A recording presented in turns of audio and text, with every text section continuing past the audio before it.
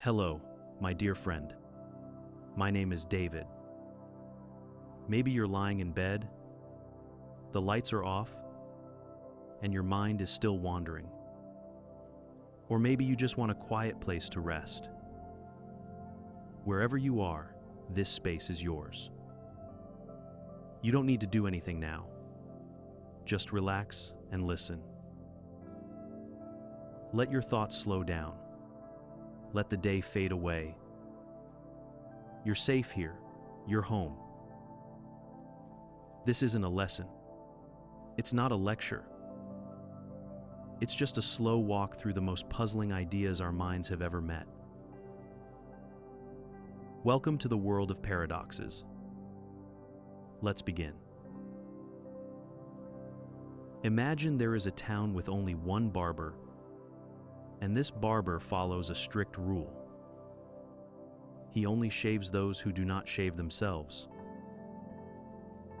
If a man in the town shaves himself, the barber does not shave him.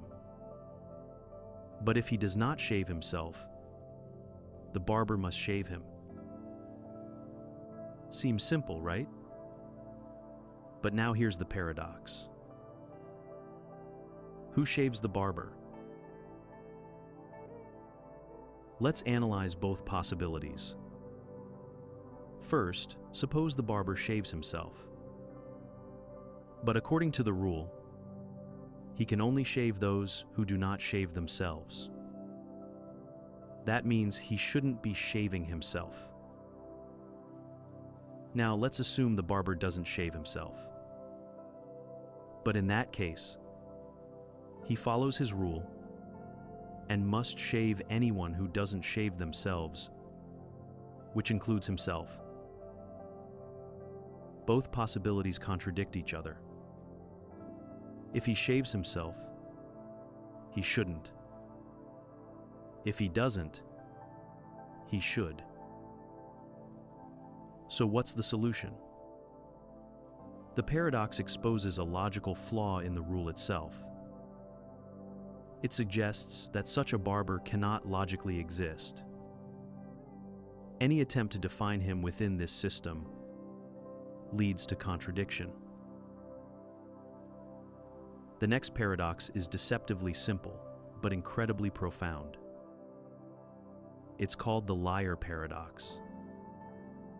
Imagine someone writes down a sentence on a piece of paper. The sentence reads, "This statement is false." Now let's analyze it logically.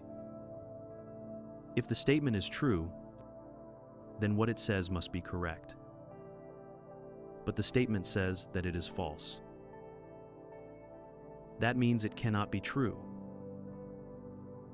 Okay, so let's assume instead that the statement is false. But if it's false, then its claim that it is false must be incorrect. That means it must actually be true. And just like that, we're stuck in an endless loop. The statement cannot be true, but it also cannot be false. No matter how we look at it, we are trapped in a logical contradiction. Now, we arrive at the next paradox, the unexpected hanging. This one is called the unexpected hanging paradox, and it messes with our understanding of logic and predictions. Imagine a judge tells a prisoner, "You will be hanged at noon on a weekday next week, but the exact day will be a surprise. You won't know which day it is until the executioner arrives at your cell that morning." The prisoner thinks carefully and realizes something. If the hanging were to happen on Friday, then by Thursday night he would know, because Friday is the only day left. But that would ruin the surprise, so it can't happen on Friday.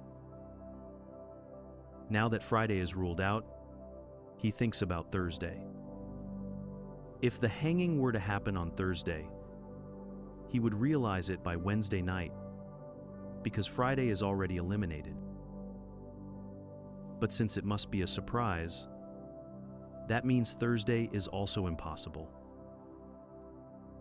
Using the same logic, he eliminates Wednesday, then Tuesday, and finally Monday. Eventually, he convinces himself that the hanging cannot happen at all. Feeling relieved, the prisoner sleeps peacefully through the week. Then, on Wednesday, the executioner arrives, and the prisoner is completely shocked. The judge was right. The hanging was a surprise. So what went wrong with his reasoning? The paradox comes from the conflict between logical deduction and surprise. The prisoner assumed that if he could eliminate every possible day, then the hanging couldn't happen. But that reasoning falls apart when the actual event defies his expectations. Let me tell you a strange little story about a clever crocodile, a worried parent, and a trap of pure logic. This is known as the Crocodile Paradox. It's all about logic, predictions, and a very tricky dilemma. Imagine a cunning crocodile lurking by the riverbank. One day, it grabs a child. The desperate parent begs for the child's return. The crocodile, being unusually logical, makes a deal. It says, "I will return your child if and only if you correctly predict what I will do next." Now the parent thinks carefully and makes a prediction. "You will not return my child." Now the crocodile is stuck in a paradox. If the prediction is correct, then the crocodile must return the child, since that was the deal. But if the crocodile returns the child, then the prediction was actually wrong, because the parent said the child would not be returned. On the other hand, if the prediction is wrong, then the crocodile doesn't have to return the child. But that means the prediction was actually correct, because the parent said the child wouldn't be returned. The crocodile is now trapped in an endless loop. No matter what it does, it contradicts itself. This paradox plays with self-referential logic, much like the liar paradox. It shows how reasoning that seems logical can lead to contradictions when it involves predictions about itself. Philosophers use paradoxes like this to explore language, logic, and decision-making. It also appears in discussions about contracts, ethics, and even artificial intelligence. Because how do you program a system to handle contradictory conditions?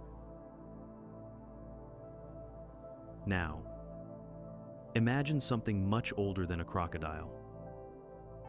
A ship, an ancient vessel, slowly aging in a quiet harbor.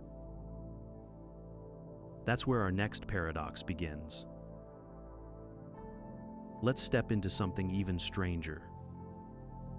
A thought experiment that bends time, logic, and existence itself. This is the Grandfather Paradox. It's one of the most famous paradoxes in time travel. Imagine you invent a time machine. You decide to go back in time to when your grandfather was young, before he ever met your grandmother.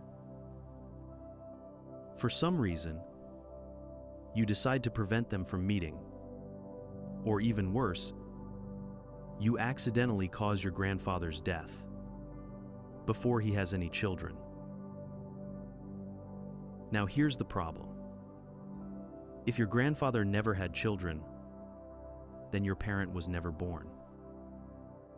And if your parent was never born, then you were never born. But if you were never born, then how did you go back in time in the first place? This creates a paradox. By changing the past, you erase your own existence. But if you never existed, you could never have gone back in time to change the past in the first place. So what happens? There are several possible explanations that scientists and philosophers have proposed. Time fixes itself. Some theories suggest that history resists change. No matter what you do, something will always prevent you from altering the past in a way that causes contradictions. Maybe your gun jams, or you get distracted, or events unfold in a way that stops you from affecting your grandfather's future.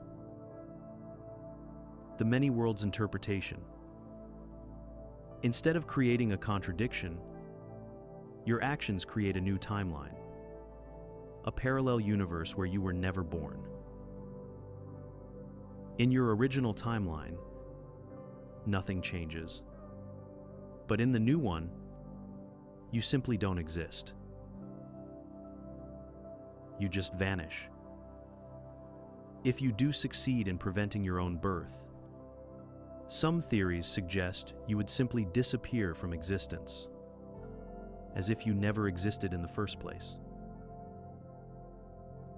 But that brings up another question. If you vanish, who changed the past? The grandfather paradox is one of the biggest challenges to theoretical time travel. It suggests that traveling back in time and changing the past might be logically impossible, or at least far more complicated than it seems. This paradox has been explored in movies, books, and scientific discussions. And it's a key argument in the debate over whether time travel could ever be possible. We continue our journey deeper into the maze of logic and contradiction.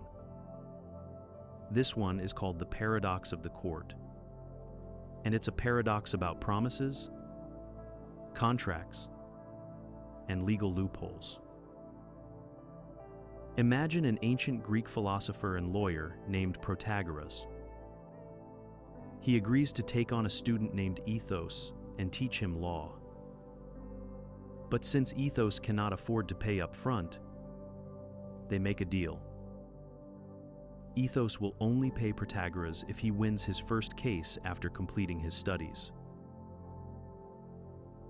Ethos decides not to take any cases at all, meaning he never wins or loses a case.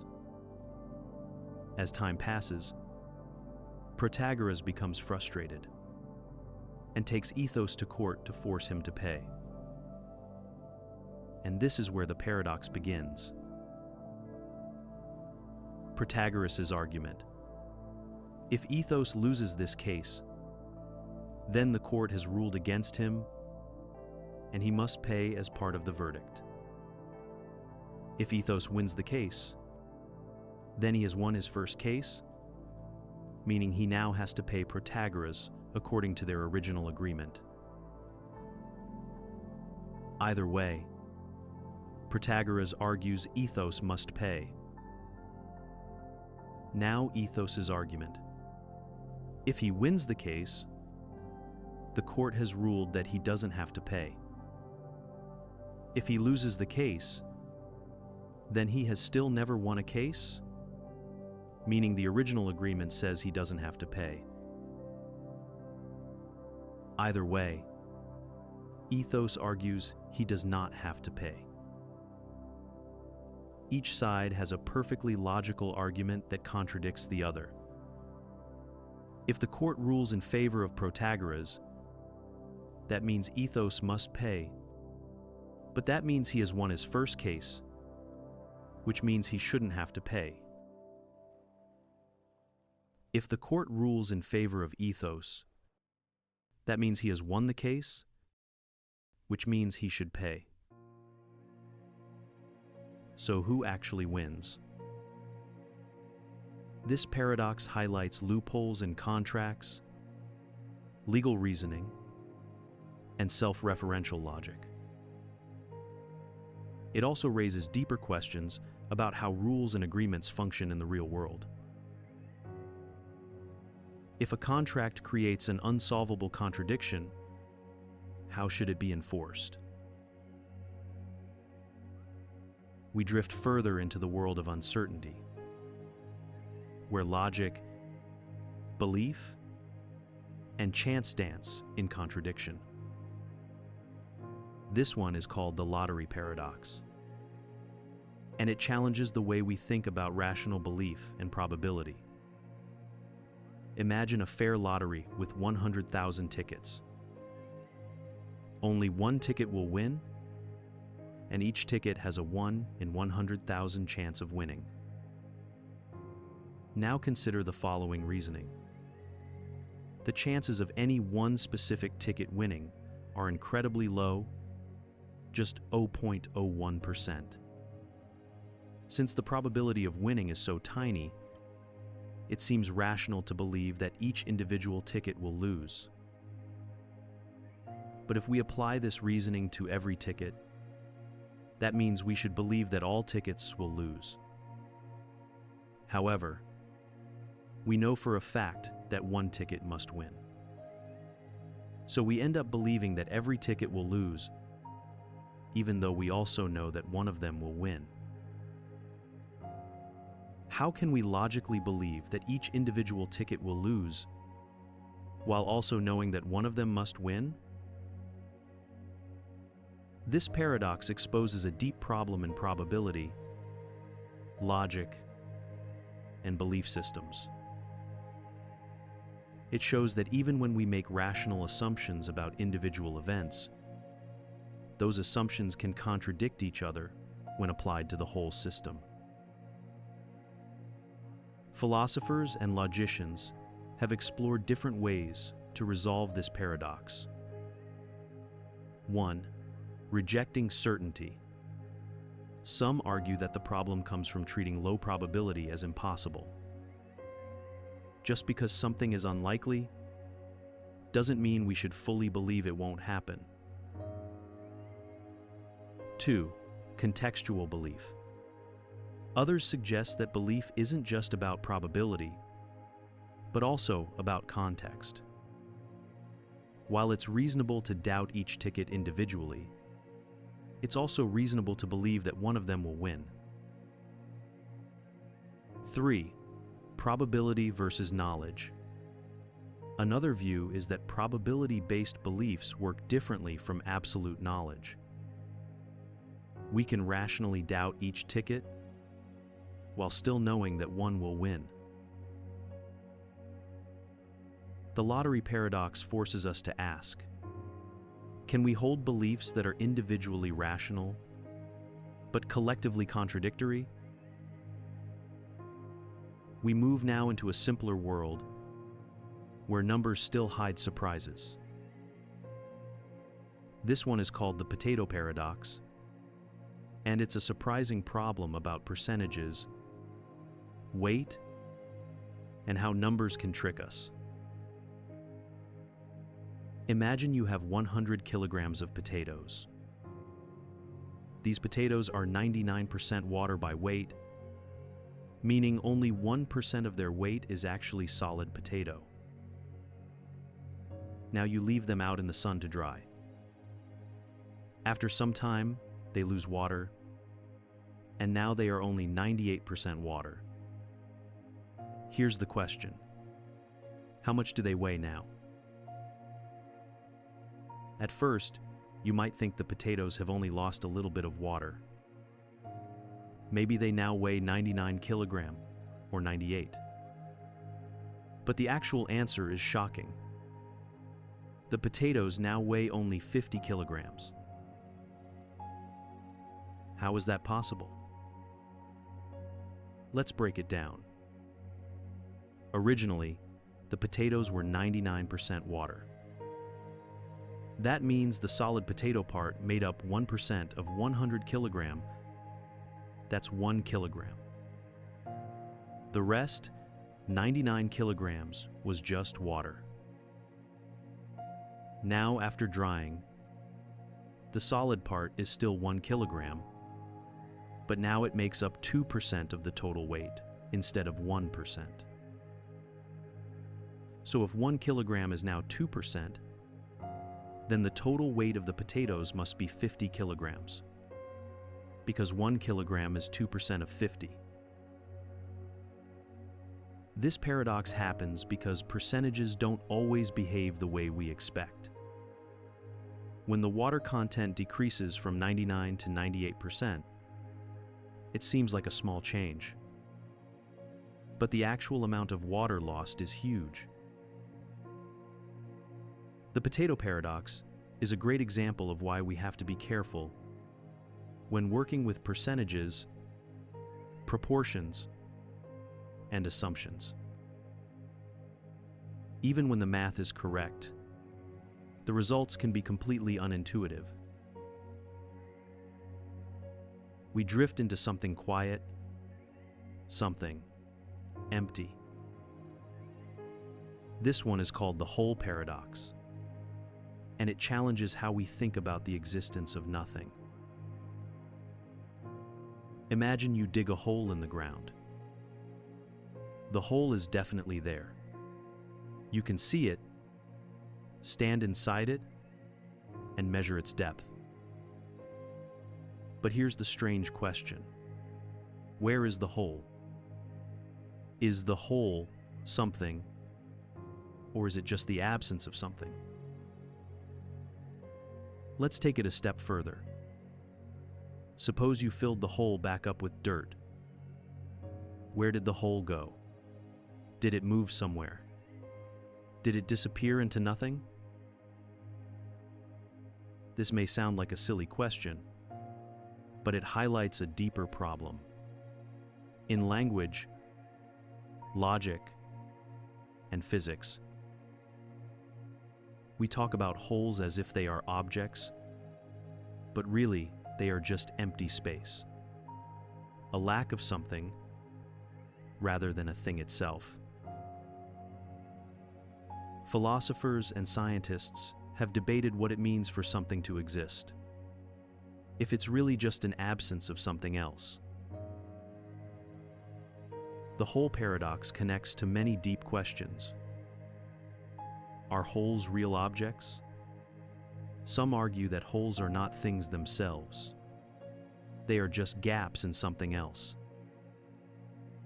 A donut has a hole, but the hole isn't a separate object. It's just an empty part of the donut. Do holes move? If you take a piece of cheese with holes in it and move the cheese, did the holes move too? Or did they stay in the same place and the cheese just moved around them? Does nothing exist? In physics, space itself is often described as empty. But quantum mechanics tells us that even empty space has energy fluctuations and virtual particles appearing and disappearing. If nothingness is always filled with something, then does nothing even exist?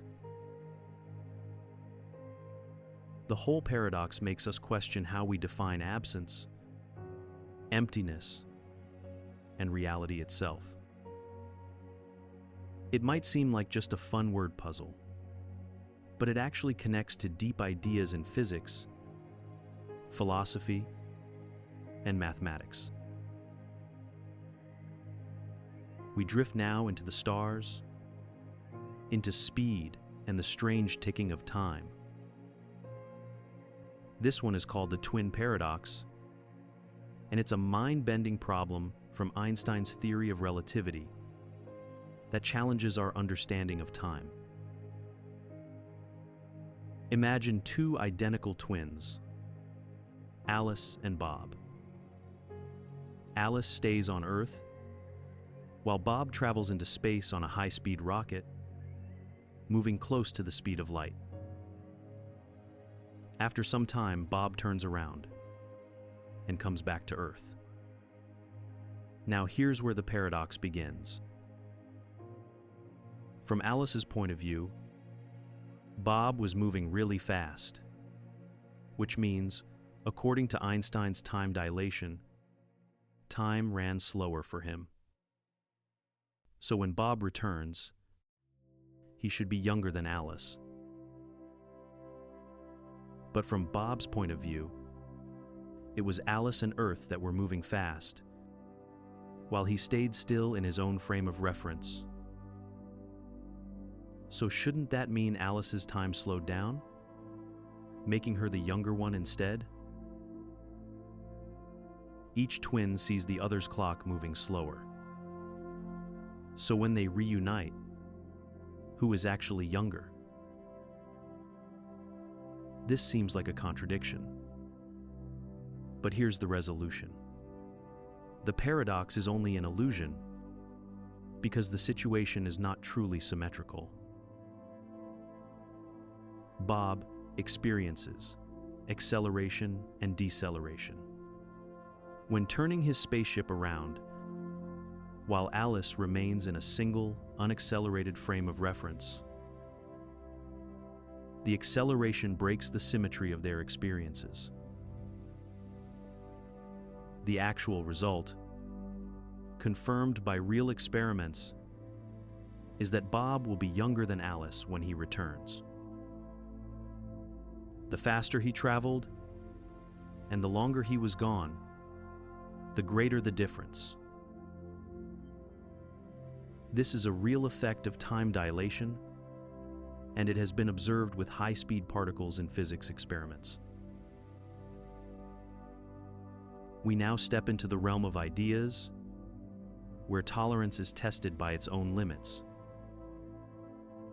This one is called the paradox of tolerance, and it's about whether a truly tolerant society can allow intolerance. Imagine a society that values free speech and open-mindedness. It believes in accepting all viewpoints, even those it disagrees with. Now suppose an intolerant group rises within this society. They spread ideas that reject tolerance itself, calling for the oppression or elimination of others. Here's the paradox. If society tolerates this intolerant group, the group may grow in power and eventually destroy tolerance itself. But if society chooses not to tolerate this group, then it is acting intolerantly, which seems to go against its own values. So, should a tolerant society tolerate intolerance? This paradox was first described by the philosopher Karl Popper in 1945. He argued that unlimited tolerance leads to the destruction of tolerance. If we allow those who want to destroy tolerance to spread unchecked, they will eventually succeed in eliminating tolerance entirely. Tolerance must have limits. A truly tolerant society must be intolerant of intolerance when it threatens others. Freedom is not absolute. Just as freedom of speech does not mean freedom to incite violence, tolerance does not mean allowing ideas that seek to destroy tolerance itself. The paradox of tolerance appears in real-world issues. In politics, when extremist groups use free speech to push ideas that eliminate the freedoms of others. In social media, when hateful ideologies spread under the guise of open discussion, and in laws and human rights, where governments must decide when to protect speech and when to intervene. So where do we draw the line? Should we allow intolerance no matter what, in the name of free speech? Or should we set limits to protect tolerance itself? We now stumble into something playful, yet deeply surprising. This one is called the birthday paradox, a surprising probability puzzle that defies intuition. Imagine you walk into a room filled with random people. You wonder, what are the chances that at least 2 people have the same birthday? Your first instinct might be that the odds are really low. After all, there are 365 days in a year, and birthdays should be evenly spread out, right? But here's the shocking truth. With just 23 people, there's already a 50% chance that at least 2 people in the group share a birthday. With 57 people, the probability jumps to 99%. That seems way too high. So what's happening here? The explanation. The trick is that we're not just comparing each person's birthday to one other person. We're comparing every person to every other person. If you were only checking your birthday against the group, the chance of a match would be low. But in a room of 2-3 people, there are 253 unique pairs of people who could have the same birthday. With so many chances for a match, the probability adds up fast. The birthday paradox isn't just a cool math trick. It has serious applications in cybersecurity, data science, and forensics. Hacking and cryptography. Cyber attacks, called birthday attacks, use this principle to crack passwords and encryption faster than expected. DNA and forensics. When analyzing DNA in large populations, accidental false matches can occur due to probability, not actual relationships. Big data. Errors in databases and AI systems happen more often than people expect. Duplicate records appear far more frequently because of this very effect. The lesson the birthday paradox teaches us is that our intuition about probability is often wrong. When large numbers are involved, small chances of coincidence add up quickly. So the next time you're in a room with 2, 3, or more people, ask around. There's a good chance at least 2 of them share a birthday. We now enter the world of decisions where more is not always better. The paradox of choice is a psychological paradox that reveals how having more options doesn't always make us happier. It can actually make us more stressed and dissatisfied. Imagine you walk into an ice cream shop and they have 3 flavors: chocolate, vanilla, and strawberry. Choosing is easy. If you like chocolate, you get chocolate. If you prefer vanilla, you go with that. Now, imagine the same shop introduces 100 flavors. Everything from salted caramel to lavender honey and dragon fruit sorbet. With so many choices, You'd think this would make you happier. But instead, something strange happens. You feel overwhelmed. It takes much longer to decide. You start second-guessing. What if another flavor was better? You feel less satisfied, even if you like what you picked. You wonder if you made the best choice. This is the paradox of choice, a term popularized by psychologist Barry Schwartz. It states that while having some choice is good, having too many choices can make us anxious, unhappy, and even lead to decision paralysis. The paradox of choice forces us to ask, are we actually freer when we have more choices? Or does too much choice make us prisoners of our own indecision? We now step into a world where simply watching changes everything. The observer's paradox is a strange problem in science and social behavior. The very act of observing something can change it. Imagine a scientist studying how people behave in a restaurant. The goal is to see how customers interact naturally, what they talk about, how they order food, and how they behave when they don't know they're being watched. But here's the problem. As soon as people realize they are being observed, they start acting differently. They may speak more politely, behave more carefully, or even change what they order. The result? The scientist is no longer studying real behavior, but a modified version, influenced by the observation itself. This is the observer's paradox, a term first used in linguistics and social sciences to describe how studying human behavior can distort the behavior being studied. It happens all the time. In psychology experiments, people try to give socially acceptable answers rather than their true thoughts.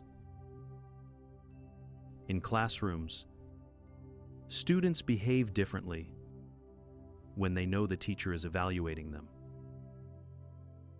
In job interviews, candidates act more professional than they normally would in everyday work situations. But this paradox doesn't just apply to human behavior. It appears in physics too. In quantum mechanics, the famous double-slit experiment shows a particle behaves like a wave when unobserved, but the moment we try to measure it, it acts like a particle instead. The act of measurement itself changes the outcome, as if reality is aware it's being watched.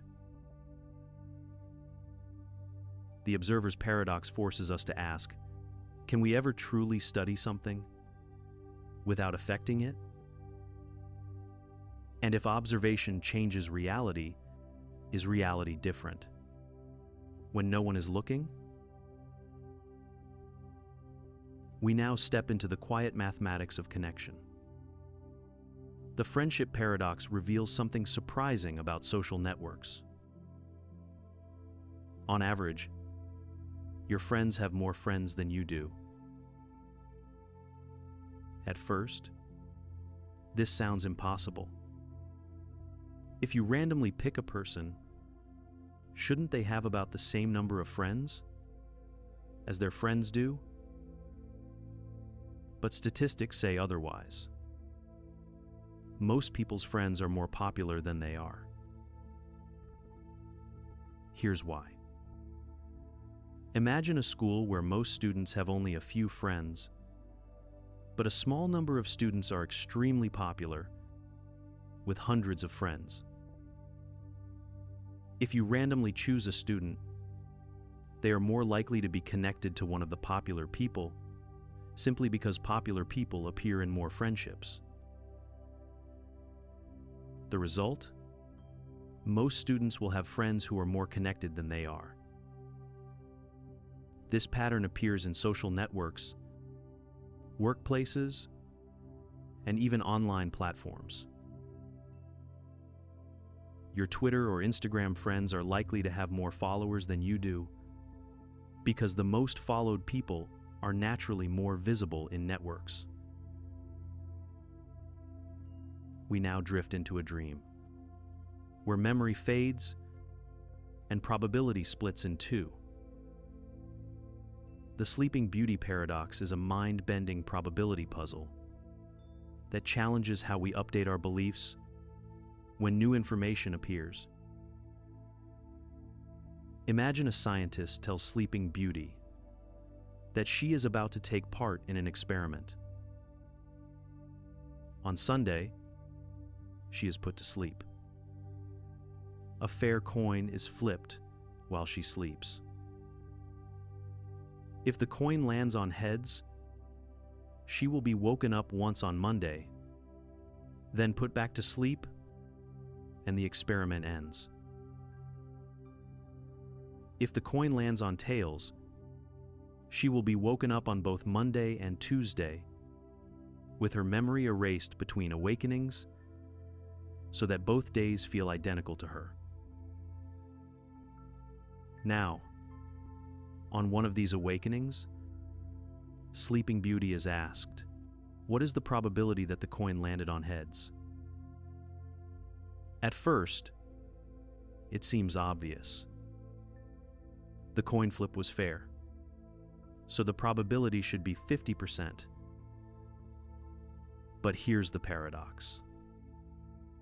If the coin landed on heads, she experiences one awakening. If it landed on tails, she experiences two awakenings. Since she has no memory of her past awakenings, she finds herself in a scenario that is twice as likely if the coin landed on tails. Because of this, some argue that the probability of heads should actually be 1/3, not 1/2. This paradox has sparked huge debates in probability theory. The halfers say the probability should stay at 1/2, since the original coin flip was fair, and waking up doesn't change that. The thirders argue that since Sleeping Beauty experiences the tails scenario twice as often, she should update her belief. 1/3 for heads, and 2/3 for tails.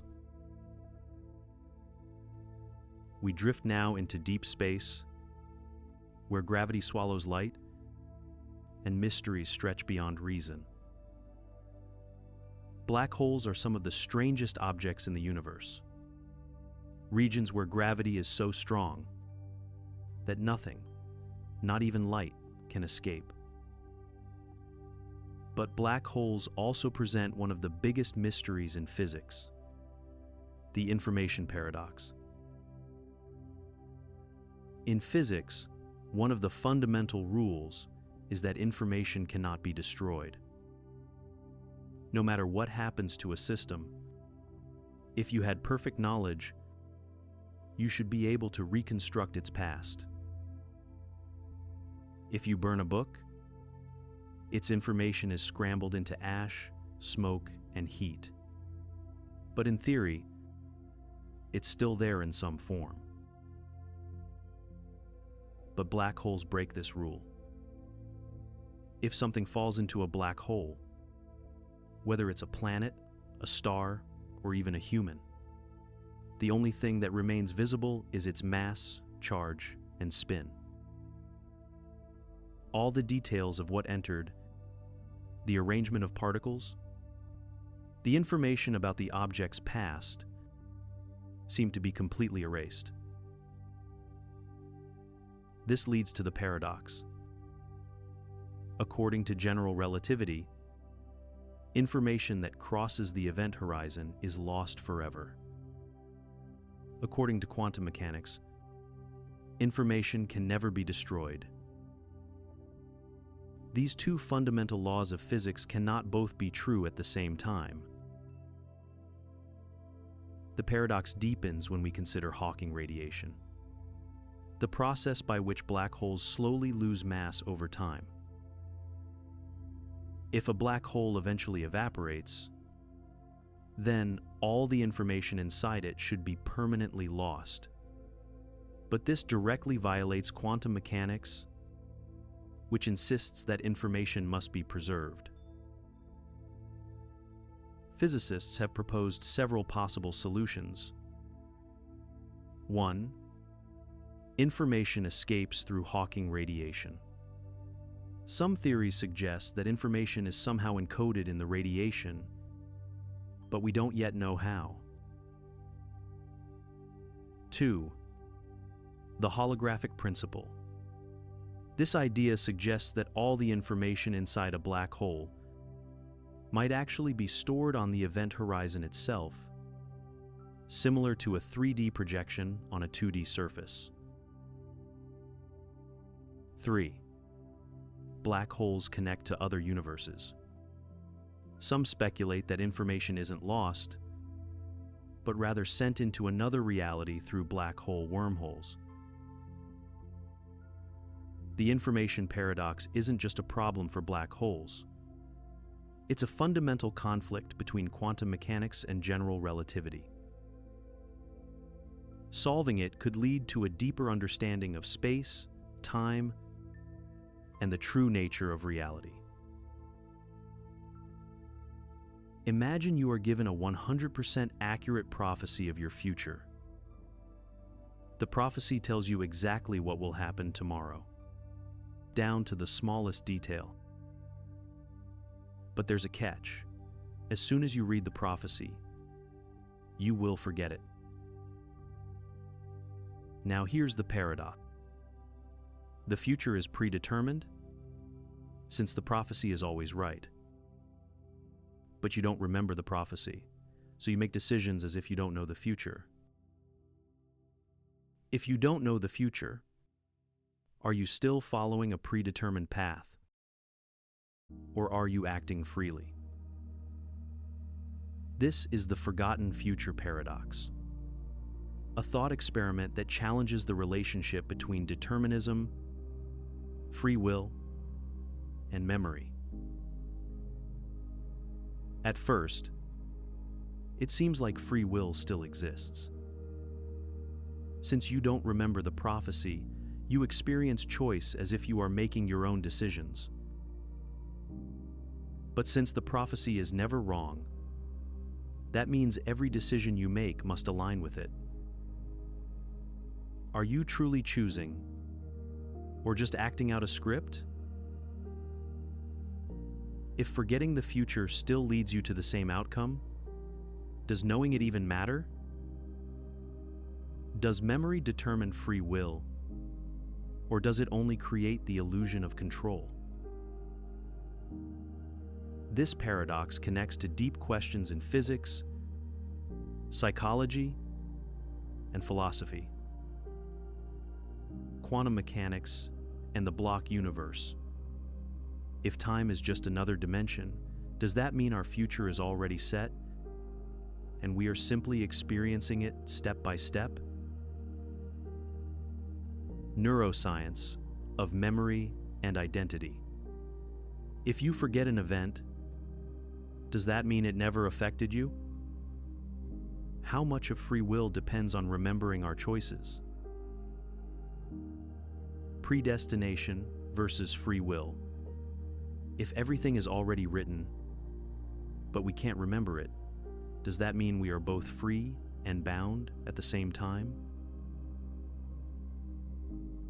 Some argue that free will is an illusion, and whether or not we remember a choice, it was always going to happen.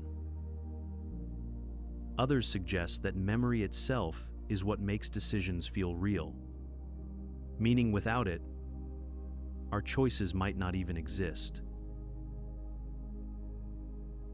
The forgotten future paradox forces us to ask, if the future is set, but we don't remember it, are we still making choices?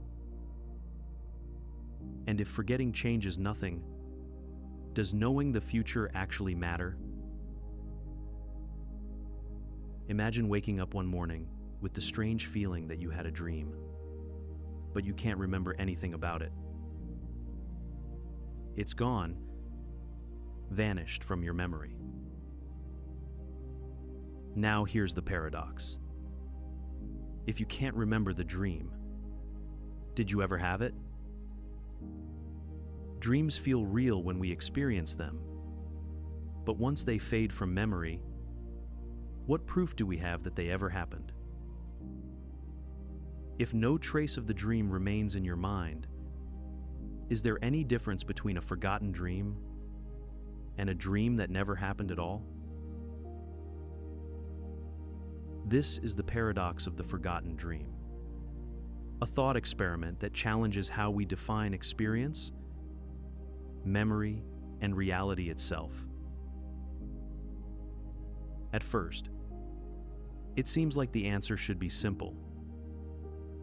If you had a dream, even if you forgot it, it still happened. But think about this. If an experience leaves no trace, did it ever really exist? If you never recall the dream, how is it different from a dream that never occurred?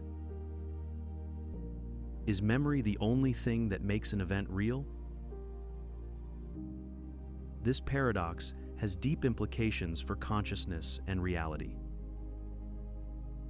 If we expand the idea beyond dreams, it raises unsettling questions. What if we forget major moments in our lives? Do they still define us? If we have no memory of them? If you were told that an event happened, but had no recollection of it, how could you ever be certain it was real? If all of history were forgotten, would it still have happened in any meaningful way? Some philosophers argue that memory is what makes an experience real. If you can't recall it, it might as well have never happened. Others suggest that events don't depend on memory at all. They exist, whether we remember them or not. The paradox of the forgotten dream forces us to ask, is reality defined by what we remember, or does it exist independently of our awareness? And if an experience disappears completely from memory, is it any different from one that never existed? We've come so far, through puzzles and loops, riddles and mirrors. But now, we arrive at the end. Everything we know is built on logic, reason, and explanation. We define concepts, create systems, uncover truths. But what happens when we try to explain everything? This is the paradox of everything. A contradiction that challenges whether the universe, reality, and even logic itself can ever be fully understood. At first, it seems possible. Science, philosophy, mathematics, they've given us deep insight into how the universe works. But as we go deeper, something starts to crack. Can everything be explained? Or must some truths always remain beyond reach? Consider these contradictions. 1. The explanation problem. If everything needs an explanation, what explains the universe itself? If we say something caused it, then what caused that? Does the chain go on forever, or must it stop at something unexplainable? 2. The limits of logic. If logic is how we understand reality, then logic itself must be part of reality. But can logic explain why logic works? If everything must be proven, how do we prove the system that allows proof? 3. Self-contradiction of totality. If we try to define everything, we must also include things that are beyond definition. But if something is beyond definition, it cannot be part of everything. Now let's take it further. If every paradox can be explained, then paradoxes must have logical resolutions. But if paradoxes are things that defy logic, explaining them removes what makes them paradoxes, which means they were never paradoxes at all. So, do paradoxes even exist? Or does this mean some truths can never be resolved by logic? Some philosophers argue total knowledge is impossible. There will always be questions we can't answer because every answer needs a frame, and that frame must be explained too. Others say everything can be known, but not all at once. Total understanding is only impossible from a limited point of view. The paradox of everything asks, can reality ever be fully explained? Or will some truths always remain unknowable? And if all paradoxes must be explained, does that mean paradox itself is an illusion?